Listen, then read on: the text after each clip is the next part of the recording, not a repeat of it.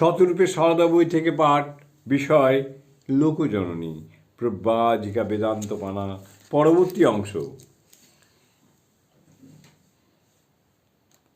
শ্রীমায়ের পূত সঙ্গের মূল্য কি গভীর ছিল তাঁর কাছে, তা ম্যাকলাউডকে লেখাপত্রের ছত্রে ছত্রে বিকীর্ণ।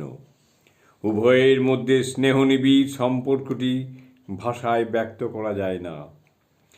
মাতা কন্যার যে চিত্তখানি আজ আমরা দেখি, তার দ্বারাই বোঝা যায় মায়ের কাছে কি নমনীয়ভাবে বালিকার মতো বসে থাকতেন এই প্রচণ্ড ব্যক্তিত্বশালিনী মহিলা।